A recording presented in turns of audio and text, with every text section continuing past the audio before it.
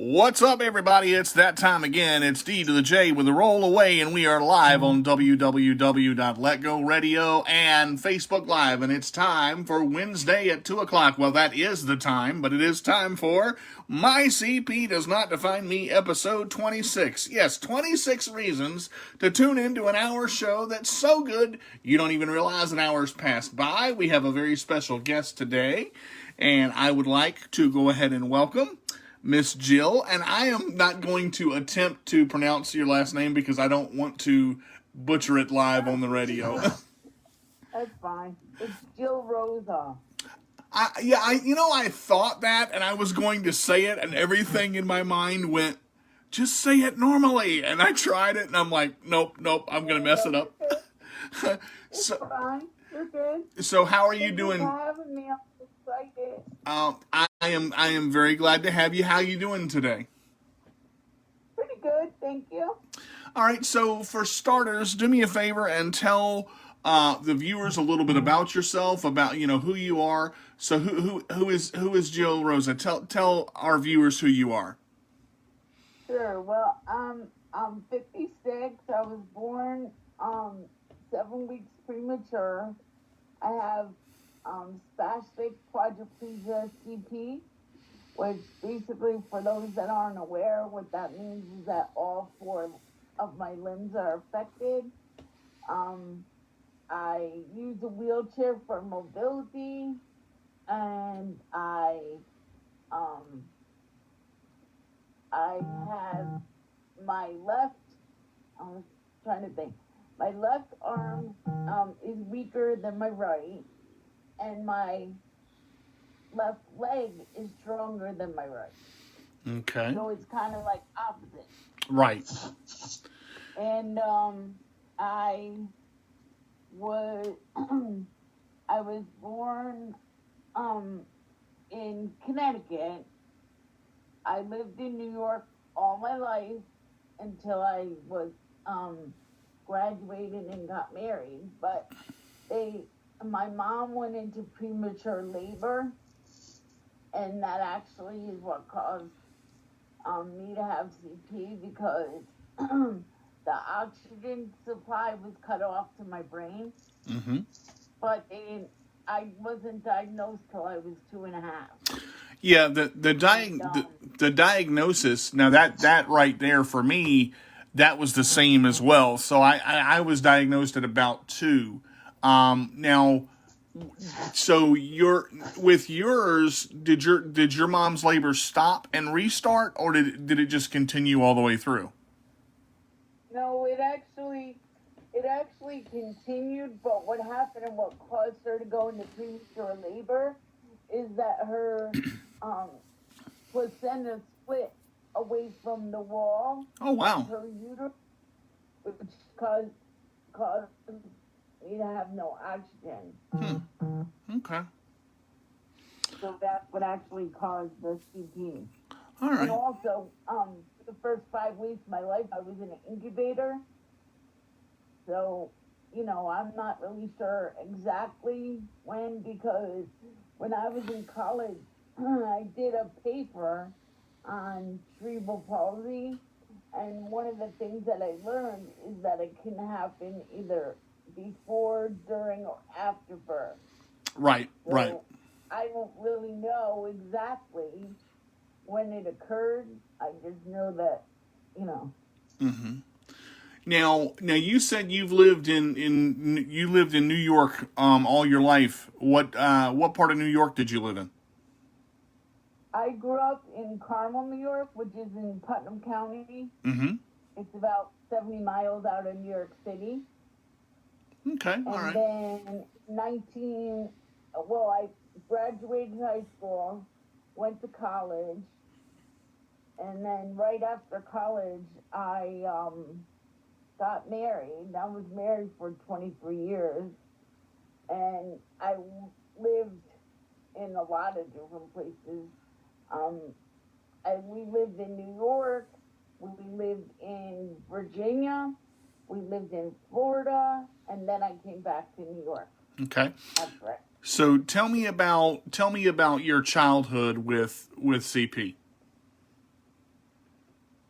It was, I mean, for the most part, I would say I had a normal childhood, as normal as it could be. Um, I was part of a family. I have four siblings. No, sorry, I'm one of four. All right, guys, I'm back with you. Sorry about that. Had an internet glitch. Everything went down. We're trying to get everything back up. Let me see if we can get Miss Jill back on here for just a second. Take me a second. I apologize in advance. Let me... All right, let's see if we can get... Let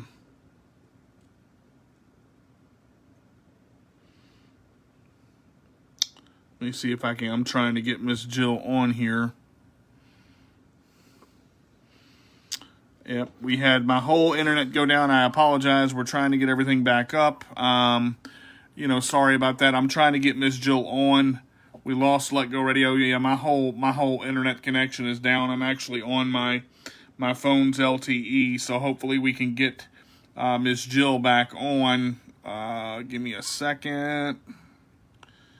Hold on, let me...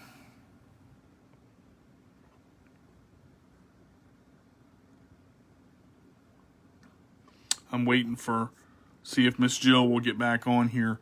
I apologize, guys. We had Miss Jill on, and I had my whole internet went down, so we're actually talking to Miss Jill. I'm trying to actually get her back, and I'm looking at two screens right now, trying to see if my actual internet comes back on. Let me.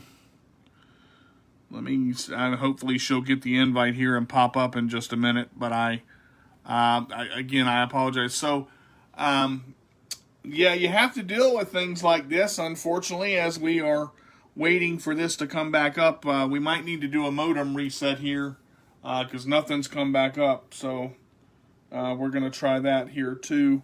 Hey, Anthony, thanks for tuning in. Hey, Shayna, thanks for tuning in. Guys, again, I'm sorry for the internet went down. I lost everything. I had to, basically everything has just totally stopped. So we're trying to get the internet back up, and we're not live on Let Go Radio right now. Trying to get everything back up here. Well, I'm going to have to go to Plan B, which is until we get Miss Jill back on. Like I said, it'll take a minute. Being disabled in an able-bodied world, and it's amazing to me, where we are in this day in society with, COVID-19 and everything going on. We've got, left, right, up, down. Everybody's talking about COVID-19 and how, it affects them. Well, I was thinking about something, and I look at this world as I go by. I go outside, and I see so many things that are, where people with disabilities in general are overlooked. And basically, what is going on is it's like it's not going to change, but the only way that it's going to change is actually to have people, to go in and actually fight this thing. And when I say fight it, there's got to be people that are able to, speak for what they want. Because when you have access to, or when you don't have access to something, for instance, I like the Golden Skillet on Victory Boulevard, and a lot of people don't realize there's no handicap access to that. There's no ramp, there's no curb cut, there's no nothing. And I'm guessing that, when I actually got up there, we had to take the van and put the ramp down in the grass to actually get to the area of the Golden Skillet. So when we did that, I actually was able to get up on the sidewalk because there was a low enough bump that my chair could go over. Now, that doesn't mean that, I'm the only one that can get there. There are thousands of other chairs that aren't able to get to the area of, that Golden Skillet. So when I got into the building, the first thing that I asked the lady that was working there, I asked, could I speak to the manager? Because I said, it's very difficult to get up here. And the first thing, all right, there's Jill right there. Let me see if we can get Miss Jill back on. Hold on. All right. Let's see. I'm trying to see if. All right, where is. All right, so I've got her. All right, Miss Jill, there should be a request at the bottom of the screen to actually add you on here. If you can send me the request, it's a little. There's a little box with two people in it. There's a little box where two little figures are sitting side by side, and I'm trying to see if we can get you on here. Wait a minute. Come on.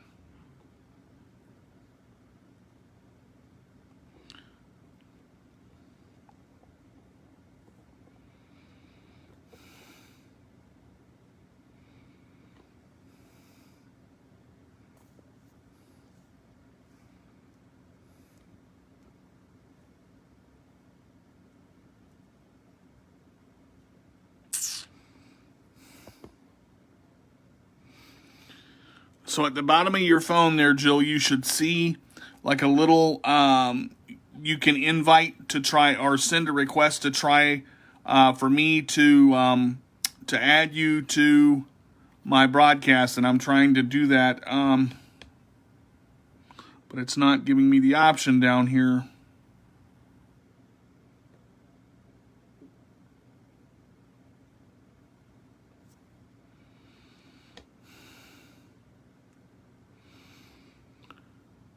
All right, internet's back up now. Let's see if we can actually get this again. Hold on. Okay. All right.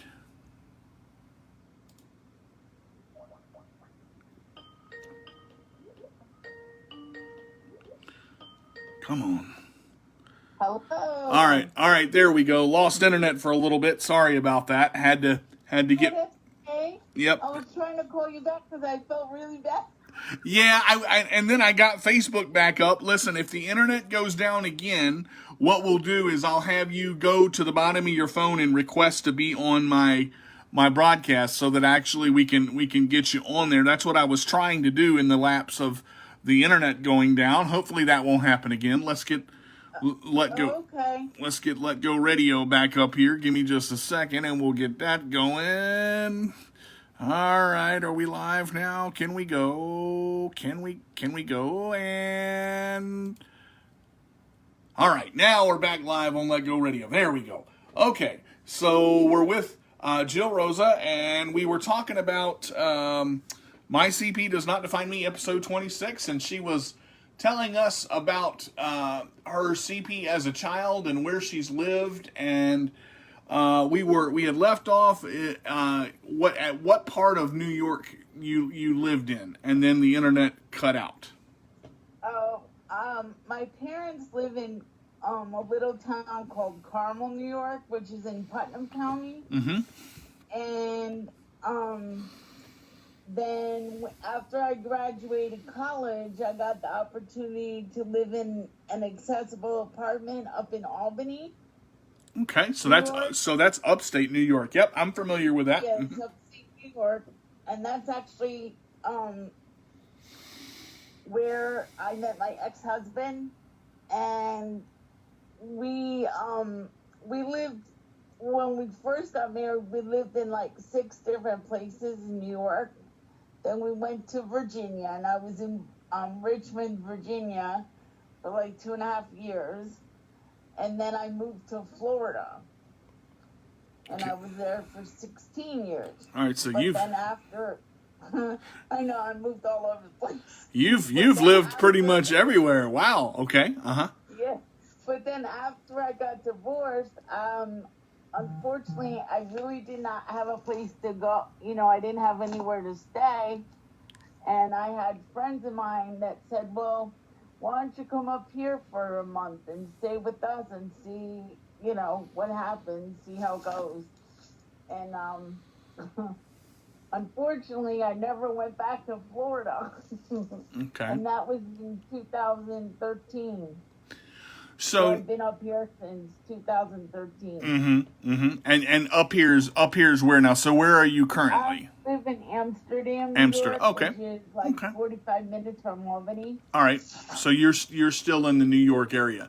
Yeah. Miss Shayna says, I love how Miss Jill Rosa did not allow her CP to stop her. Hey, Miss Shayna. Hey, Lena. Hey, everybody that you're tuning in. Thanks for coming back with me on the show. Sorry about the internet glitch there. We've got everything back up. We're back live on Let Go Radio. Got Miss Jill back with us, and hopefully the internet's going to stay all the way up this time and not go for 5 minutes and completely die. So, as for technology, I'd like to kick it right in the pants, but I can't do that because it's not wearing any. So there we go. As far as you talked a little bit about growing up as a child with cerebral palsy. You said you were pretty much treated normally. What was your with your parents and life growing up? Do you feel like you were treated any different? I mean, did you have a lot of friends growing up as CP? What was your life I'd say between the ages of 5 and I don't know 5 and 18? What was that like? Well, uh, I mean, I had a lot of friends at home. Mm-hmm. As far as friends with disabilities, I was like the first one with a disability in my school system when I started kindergarten. Mm-hmm. It was me and another guy, Vincent. I'm not really sure what his disability was, but he was in a wheelchair too. So we didn't have a lot of exposure as far as that goes to persons with disabilities. It was just normal life. Mm-hmm. We did everything. I mean, I was involved in school, obviously. I played the trumpet in the band from 4th to 12th grade. Oh wow! I played trumpet as well. Huh? How about that? Yeah. Well, I really wanted to play an instrument, Mm-hmm. and it was hard for me because my left hand. So we kind of figured out that I could hold on to the bell of the trumpet with my left hand and still work the keys with my right. So do you still play trumpet now, or did you just stop? No, I don't have a trumpet, unfortunately. Oh man, I okay. don't think anybody hear me play at this point. They'd be like, "Really?" So you were involved in band, and what would you say your crowning achievement was in school, in elementary and high school? I would say just being a normal person and helping others to realize that just because you have a disability doesn't mean you can't be involved in stuff. Okay. I mean, I was involved with yearbook and band and never drama. I didn't want to to like plays or anything like that. Mm-hmm. But and also I have to say that a lot of my teachers back then, they learned a lot because it was like, like I said earlier, I was the first. It was me and this other kid, Vincent, and we were like the only two with disabilities in the school system. Right. So I mean, like, you laugh about it now, but in middle school, for example, okay, they didn't have an elevator in the building that I was in. Mm-hmm. So we had to use a service elevator Oh, to go geez. up and down to get back and forth. But I really took as much out of my childhood and that I could gain. I mean, unfortunately, there were some interruptions for surgeries and things like that. I did have a lot of surgeries growing up Mm-hmm. and everything, but I mean, Unfortunately, my parents told me at an early age, it's not fair, but you're going to have to prove yourself, Right.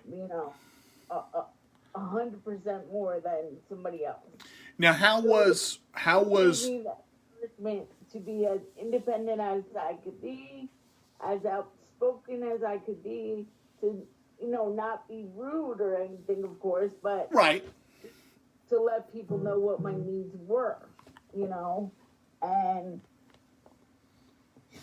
I think that was a huge thing for me, was education and getting people to be comfortable around me and stuff, and realizing that, I have the same wants, needs, and desires that anybody else does. It's just that I do Exactly. it in a different way. Mm-hmm. Mm-hmm. So, So, as you went through school, like, were you in? Did you use crutches at all, a walker, or were you in your wheelchair most of the time? no, I use the wheelchair. Okay. I mean, I did go through physical therapy, and I was able to walk short distances at home, Mm-hmm. but in school, it was way too spread out, and it Okay. would have taken me too long to be able to, kind of do that thing. Although I did have a really good gym teacher when I was um, early, like K through 4, Mm-hmm. and she wanted me to try everything. She used to have my mom come in when we had like trampoline and stuff, so I could go on the trampoline. And I mean, I yeah, I had a very well-rounded childhood. Awesome. Awesome. So now this gym teacher that wanted you to try new things. Now that, see, for me in school it was a little bit different. They wanted to take me out of the PE part and make it adaptive, because it was like, because he has CP, we're gonna let him do what he can, but they automatically assumed I couldn't do it. How was the impact of this gym teacher on your life? And you talked about your mom coming in for trampoline. Talk a little bit more about that. Well, it was the first, up to fourth grade. After fourth grade, they didn't want me to do it because they were worried about, um, you know, uh, like insurance and stuff like that. Liability, yeah, But liability. Mm-hmm. as as far as K through 4 went, I was encouraged to do whatever I could do. Mm-hmm. Um, and that set me up for a really positive experience, because it made me not realize that I could do, you know anything I wanted to, as long as I put my mind to it. Sure. and, and B, it showed the other kids that, um oh, she's okay, you don't need to be scared. Right. She's just a normal kid. Mm-hmm. Mm-hmm. Now, going through your life, as you got, because I know you said you were married for, I think, 23 years. You said, did you go through Yeah. life thinking, would you find somebody, before you were married? Was there the question of, is there anybody out there for me? That kind of thing. Am I going to find somebody to love me? Oh yeah, absolutely. Okay. I had a very positive attitude, but at the same time, I was like, is there going to be anybody that's going to be able to, you know, um, love me for me? Mm-hmm. Yeah. I mean, that's always was a question, and I honestly didn't know for a long time if I ever would get married. Right. So how did that happen? How did you guys meet? Well, I was living in an accessible apartment in Albany, and there were two buildings. And I was sitting up front with a friend of mine, and this guy walked up, and the girl that I was sitting with, she didn't introduce us, so I went and introduced myself, Mm-hmm. and we just ended up starting talking. and basically it goes from there. Okay. Like, and I found out later on that the reason why she didn't want to introduce me is because she liked him and she didn't want. I was like, oh well, sorry. Oh, wow. So she wanted him for herself. Yeah. Ah, now the truth comes out. And it's the cat fight of the century between two friends. What happens now? Yeah, but, you know. So, Yeah.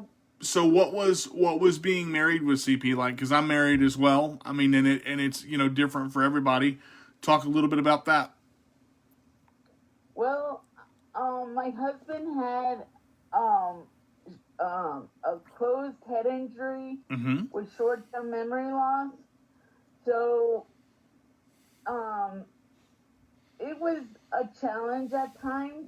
Like, it was helpful in one sense that he was able to walk and I couldn't. Right. So he was able to help me, do a lot of things that I might have needed help with.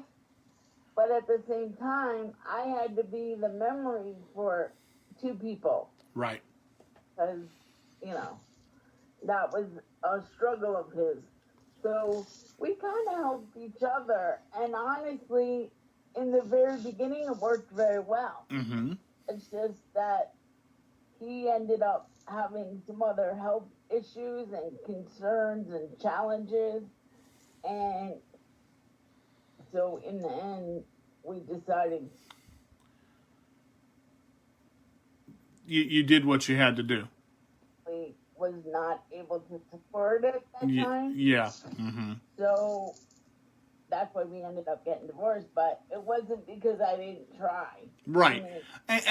And I mean, for 23 years. right, to make it work for 23 years, that's a long time. That's what we were just talking about, and it's funny because that being the memory for two people, takes a toll on you, takes a toll on everybody that is going through that. So I mean, it's you don't, there's a lot that don't know, and this question, of course, is a biggie as well. What is divorce like with cerebral palsy? I mean, for how did and not trying to bring up old wounds, but Fine. You can ask me anything. I don't have a problem. It it was very difficult. Because I grew up in a Christian home, and divorce was not something that anybody talked about. right, It's like, when you made that commitment, you stayed married to that person. I mean, but at the same time, when I explained to my parents everything that was going on, they were like, okay, that's, we support you no matter what, right, which I was happy about. But it's a very,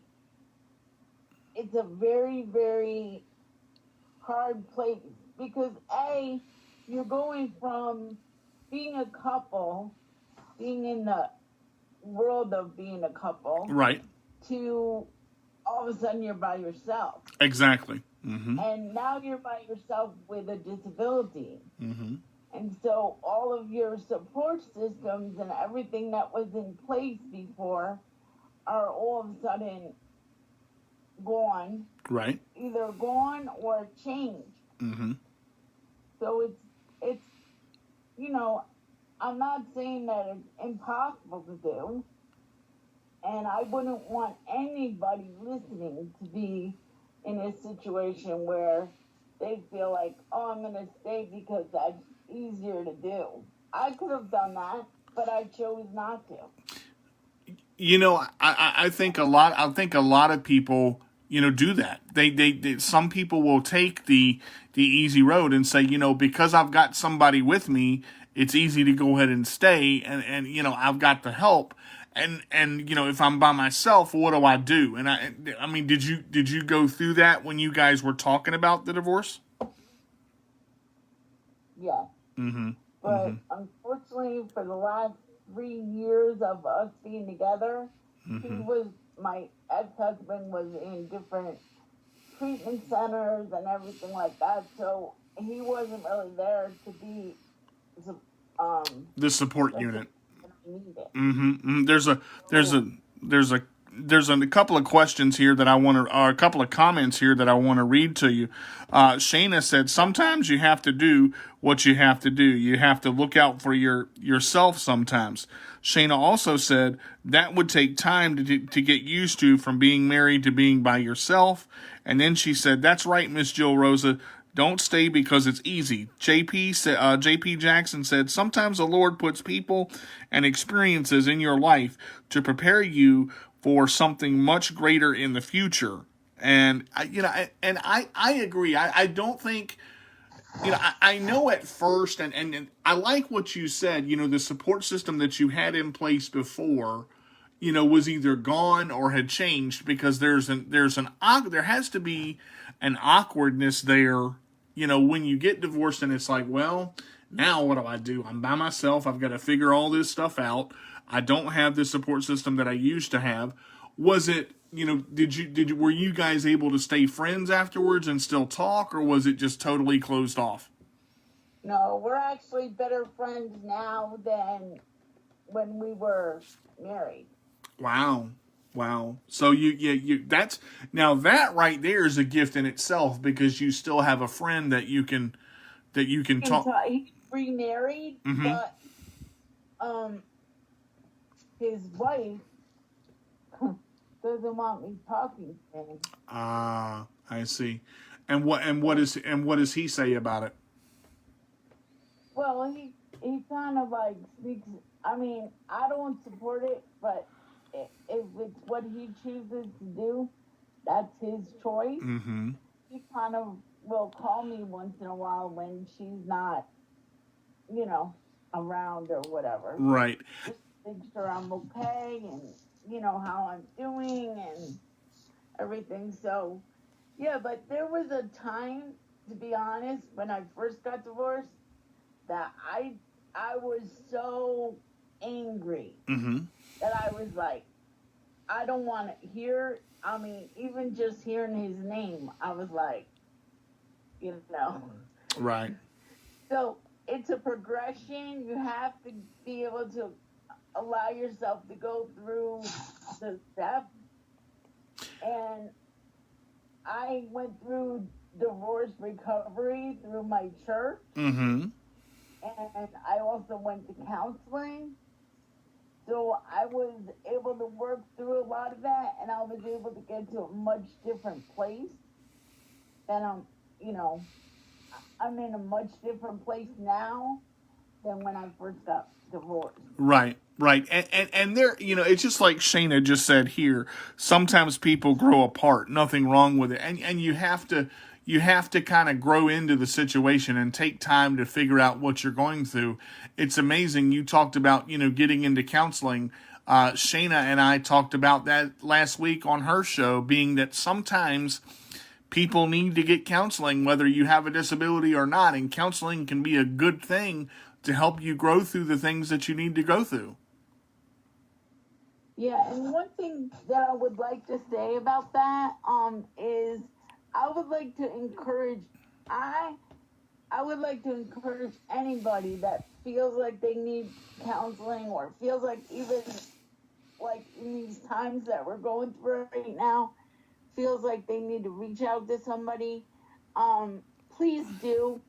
I was stubborn for a long time because I have a degree in counseling, and I was like, well, the counselor doesn't need counseling, Right. So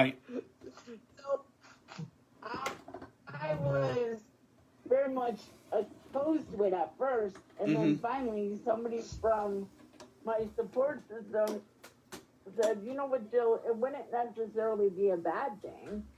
You could maybe come out and be positive. So Right. if anybody's out there has negative connotation of counseling and what that means and whatever, I would encourage you to just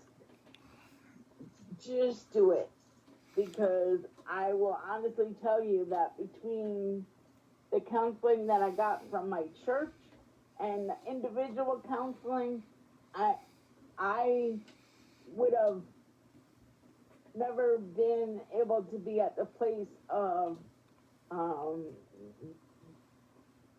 being healed and being in the place of being able to forgive that I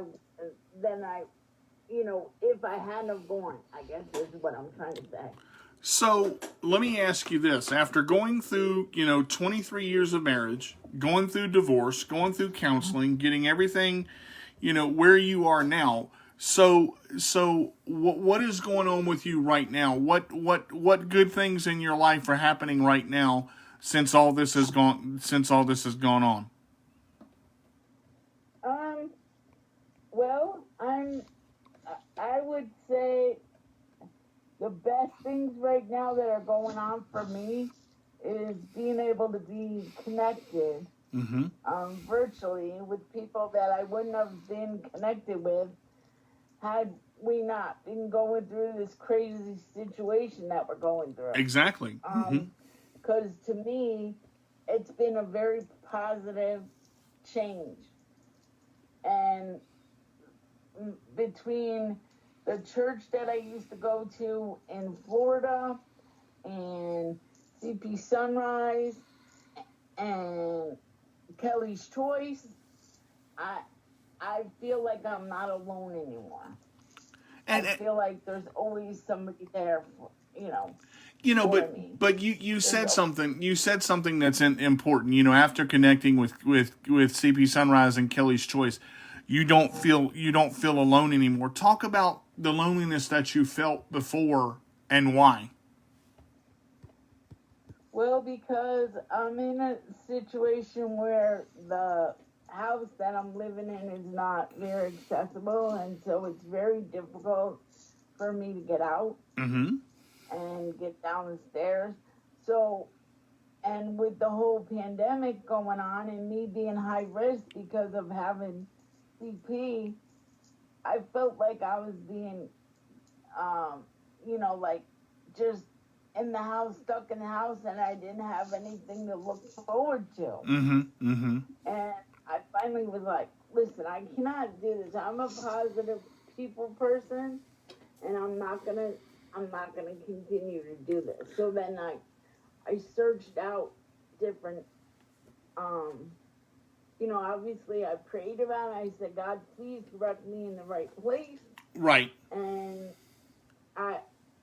because I don't want to just be in a group of people that aren't going to be supportive or aren't going to understand what I'm going through or are going to be fake and say, oh, yeah, we'll accept you, and then they don't. Exactly. So it was very, very important for me to get connected with the right people. Well, let's go back a little bit because Miss Shayna asked a question, and I wanted to get this out there. And she was talking about. She said, Where did Miss Jill go to college, and what did you complete in school? What did you major in? Oh, well, I went to it. It's kind of a funny story. When I graduated high school, I was going to go to Dartmouth College. I don't know if anybody heard of that before, but I went up for the orientation, and I absolutely hated it. I was like, whoa. Because they said that they were going to do all these different things to make it more accessible for me, and there was going to be help there for me, and blah, blah, blah. And none of that took place. So I'm riding home on the bus, and I'm thinking to myself, how am I going to tell my parents? Because I'm getting ready to leave for school in like 3 weeks. So I'm like, how am I going to tell them that I don't want to go? And so I I did tell them that I didn't want to go, and I ended up going to a community college for a year because I didn't have a lot of time to, look at something different. And then I went to SUNY Morrisville, where I got an AA degree, Associate in Arts, and then I transferred to SUNY Cortland and got a bachelor's degree in sociology with a concentration in counseling. Now, see, right there, that tells me something about you. When you want to do something, you're going to find a way to do it. So, and people don't realize the importance of community colleges. There are a lot of community colleges out there where you can, go to school for a year or 2 years, get the credits that you need, transfer into what you want to transfer, and it sounds like to me counseling has had a big impact on your life. So I've got 2 questions left for the show, and the one I want to ask is what made you decide when you transferred from the community college, you got the arts degree there. What made you decide to go into counseling? My passion has always been to work with people with disabilities. And I was like, okay, well, I can't really, I can't do the physical part of it, but I could, and I felt like in my heart, God has given me joy and a peace that I've always wanted to share with people. So that kind of, encouraged me to go for counseling, because I felt like with my situation, and if I would learn a few skills that would help me bring out other people's, abilities. I always like to try to focus on people's abilities rather than their what they're not able to do. Right. I want to focus on what you can do, what you can change. Now, in talking about that, there's a couple comments that just came in. And guys, I appreciate the comments that are coming in. This show is rocking because even though we had a little glitch there, we got a lot of questions. JP said, I know it's not so simple, but you had a legal recourse to get what you needed from the college talking about the college that you talked about was going to do all these things for you and make you simple, make it better for you to go there. But you went there and nothing was done. How did you feel about that when you were going to go to this college and you had you were going to start school in 3 weeks and all of a sudden, none of this was done? Did you talk to anybody about it and say, hey, you guys said you were going to do this and you didn't do it? Yeah, I talked to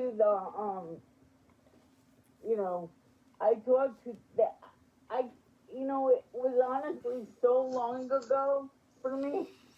But I did talk to, I think they call it like accessibility advocate's office. And I just explained to them, listen, first of all, you guys didn't do thing 1 of what you said you were going to do. And I'm supposed to come in 3 weeks. How can I trust that you're going to have it done? You've had all this time and you haven't done it. And what did they say? Yeah, and what did they say?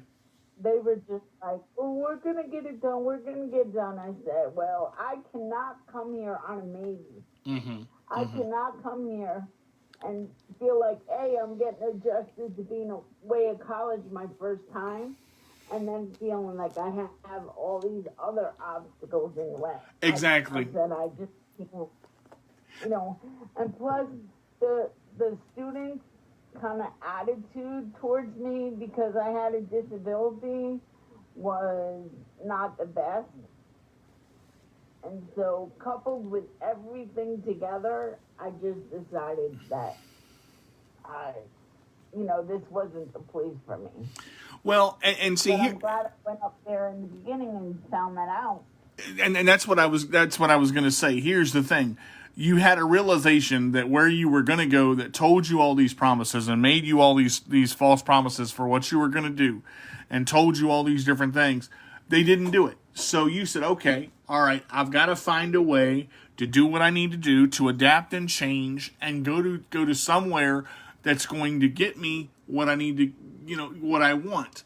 Because you have to kind of, going through life, like you talked about, you're going to have obstacles. And what I love about you is every obstacle that comes in your path, and this is, knowing you from CP Sunrise and Kelly's Choice as well, you seem to find your way around the obstacles that come in your way. And that's what you have to do. You either have to go through it or you have to go around it. And I want to commend you on saying, okay, this is not going to work, realizing that it's not going to work, and having the initiative to go through and say, all right, even though this doesn't, I'm going to find what's best for me. I'm going to find a college. I'm going to go to this, community college for a year. I'm going to transfer, get into the arts program, do that, get into counseling, which you're passionate about, because I know you're passionate about helping people. Shayna says, that's right, Miss Jill. Don't take no crap off the school or the students. And that's true. You've got to make a decision when it's time to go. And I think you made the right decision in doing what you do. So the last question that I have for you before we get your social media and stuff like that, I want to ask you, in getting counseling and getting your degree in counseling and all of that, what are you using that now in to help people? What are you doing right now with what you got through school? Well,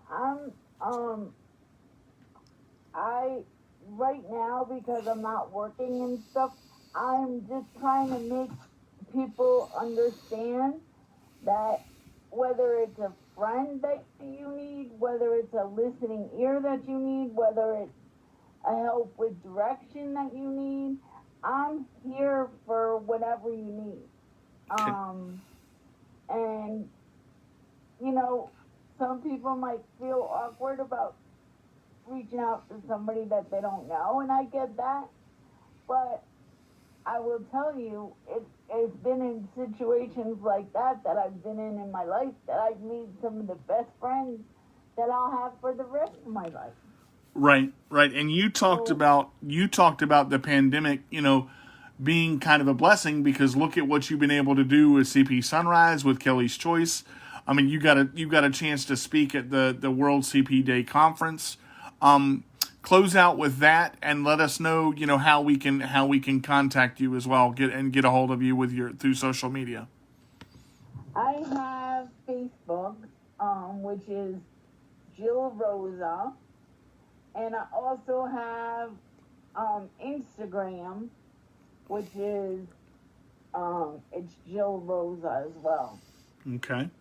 So anybody that feels the need, or even if you don't feel the need, even if you just want to make a friend or you want somebody else to talk to, I am more than willing to do that and to be that person for you. Maybe I can be that stepping stone for you. Okay. So what was speaking at World CP Day like for you? it was amazing. I've never done anything like that before, ever. Mm-hmm. And I was like, I'm a very positive person, and I've never allowed myself. I'm like, just realizing that what I had to say, somebody else wanted to hear. That was just amazing to me.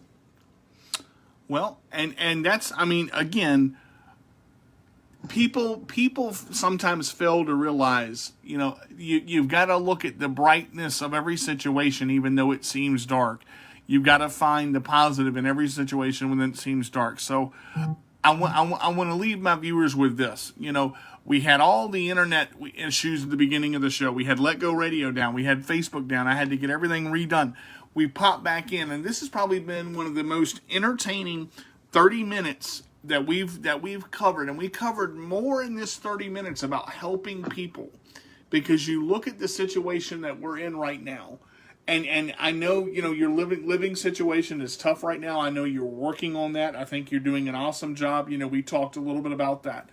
But when you have an obstacle in your life, you have to find a way to either choose to do something about it, to go around it, or to go through it. There are so many people with disabilities and without that have something in their life and they stop and they let the obstacle control them.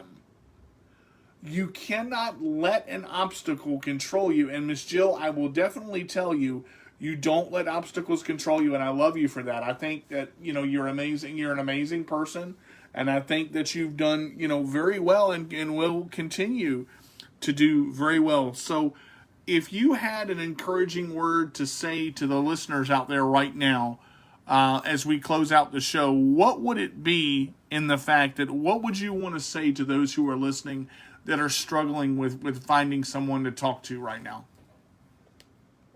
Well, I would say that as we talked about for the last hour, there are going to be obstacles that are going to come up. There are going to be situations that come up. There are going to be uncomfortable places that you need to be put in. But don't stop there. Keep going. Keep pushing. Keep looking for what you need. Not everybody that you're going to find are you going to connect with. Are you going to stop there? No. Keep going. Keep looking for somebody that you feel comfortable with, that you feel is going to understand the situation that you're in and be there to be a support for you, because you deserve it. Everybody deserves to have people in their life that are going to support them no matter what. And I would just like to say that I pray that God uses this radio show to either put me in touch with people that need it or give other people the courage to reach out to me. Okay. Well, you guys heard it right here. We're live on www.letgoradio.net.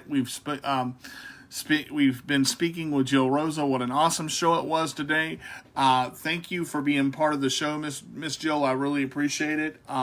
We're live every Wednesday at 2 p.m. Eastern Time. Guys, you can reach me on Let Go Radio. You can reach me on email at carterdj85@gmail.com. My Instagram, MyCP Does Not Define Me. You can reach me on YouTube at MyCP Does Not Define Me. Also Cheermaster Games, and also Worth the Wait, Cooking with DJ Carter. You can reach me on my new blog at CarterDJ85 at wix.com/mysite1. So you know what I say, if you can't be good, be bad, but be good at it. This is D to the J with a roll away saying thanks for tuning in to My CP Does Not Define Me. Catch us next Wednesday at 2 p.m. Eastern Time, live on Facebook and on www.letgoradio for My CP Does Not Define Me, because it does not define you either. Guys, take care and have a great day. Thanks for tuning into the show today. Thank you, DJ.